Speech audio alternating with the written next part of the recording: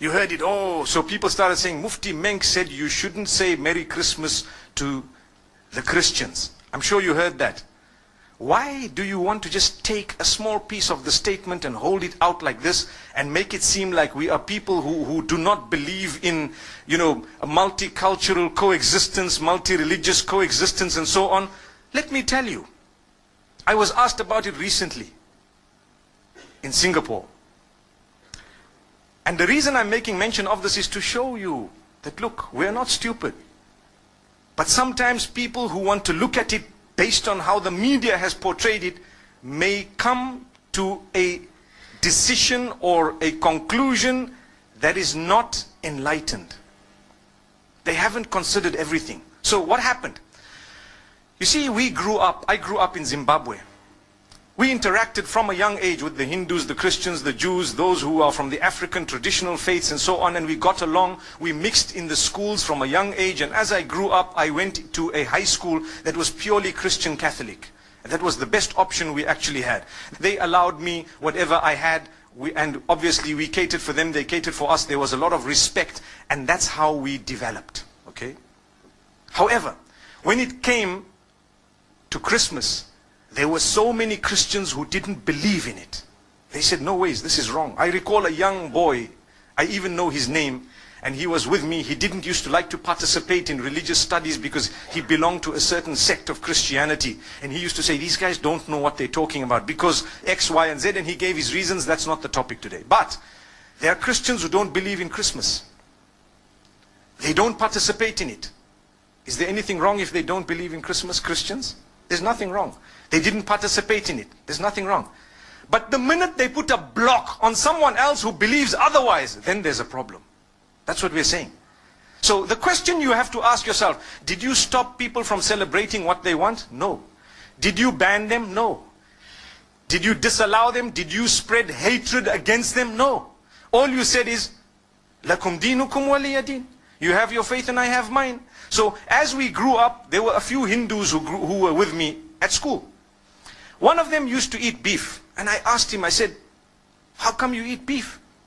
Isn't this supposed to be one of the gods that you consider, a god with respect to them, with due respect to them? But he says, no, this is a special beef. I didn't understand that, but it was just that, okay, I'm not such a strict Hindu. That's what it meant. There were other Hindus who would tell him, listen, you are wrong. There were other Hindus who told him you are wrong. And there were other Hindus who tried to correct him. But he kept on eating it. And then, when it came to Eid al-Adha of the Muslimin, they would never congratulate us.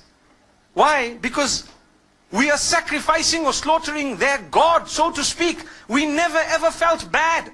Don't expect, and please don't expect a Hindu to tell you Eid Mubarak at Eid al-Adha. Respect them and understand that what you are doing is blasphemous to them, but they've allowed you to continue. It doesn't mean they hate or they are intolerant. It just means that they believe differently and they have a separate system of belief, and it would be insulting to them to actually come onto this side here and tell you, look, as much as you're cutting my God, but well done, welcome, enjoy it, enjoy that. You don't expect it. Come on, use your brain. This is what tolerance and coexistence is all about. It's not about a statement. It's more about allowing them to believe what they have to, with respect in a way that you respect what they have as well. That's all it is. So what happened is, as time passed, it was amazing, because when it comes to the other faiths, we found the same. People didn't participate in some rituals of other faiths. That did not make them bigots. But they respected each other. There was a young man who became a Muslim from the Hindus. The day they were, when they die, what happens is they burn the body. They cremate that body. So this young man, his father had died, and they were cremating the body, and they asked him as the oldest son to actually light the fire. And he said, look, as much as you want me to do it, and that's my father, I'm sorry, it goes against my beliefs. And it caused a commotion until some of those who were wise, who knew, they said, look, that's the man's beliefs. Come on, leave him. Let the next son do it. How can you impose on him some... The idea is to coexist with your difference. That's what makes you a rainbow nation. That's what it is. But you don't shove your opinion down the throats of others. Just like now, in the Western world, they are banning you from covering your hair in some countries.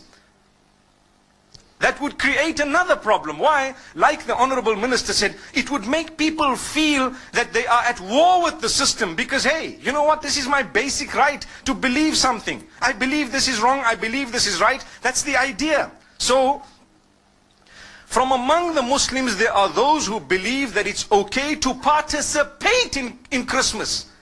And from among the Christians, there are those who believe that it's not okay to participate in Christmas. Look at the irony. But the idea is, if you believe that, by all means go ahead. You are answerable to Allah, not to me. If this one believes otherwise, go ahead. But please don't impose it on me. If I don't want, it's one of those things. Come on. You know, live and let live. Today, the problem is with all parties. We believe we are the only ones who are right. So we want to shove our opinions down the throats of the rest of the world. If not, they are the problem. They are the terrorists. They are the issue. They are this, that. Watch out. The words you are using will be used against you as well. Be careful. So this is why we say, as I grew up, still we used to sit and eat together as young boys. College. You know, you have your lunch, they have their lunch. We knew that if you have a beef burger, please don't offer it to the Hindus. It's insulting. It's blasphemous. They would actually feel so hurt. Don't. Would you ever, if you have Hindu friends, actually tell them, hey, have some beef? I don't think so. Exactly the same could be said about pork and the Muslims. Do you agree? Imagine if your friend says, just is a pork burger, come on, bacon tastes nice, you know, come on, you know. How would you feel?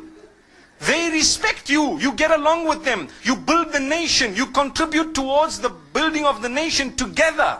Do you know that? But you have different dietary restrictions which are respected. So, this is something that we need to talk about. It's got nothing to do with this person is intolerant. There is a big difference between difference of opinion and intolerance. Very big. I can differ with you right now. I can differ with you on 100 matters, but I'm so tolerant. I promote tolerance. I promote coexistence. I promote the fact that all of us should contribute towards the development of our nation. Here in Malaysia, you have people, you have the Chinese, you have the Malays. On the other hand, you have Muslims, you have Buddhists, you have perhaps people who belong to Christianity, maybe even, you know, Jewish people, whatever other faiths. I don't know how the nation is made in terms of, you know, the various faiths, but I'm sure there are more than 20 or 30 different faiths. Look at the civil service. You will have people belonging to every race and to every religion, and they are serving the nation. That's what they're doing. What are they doing? Serving the nation.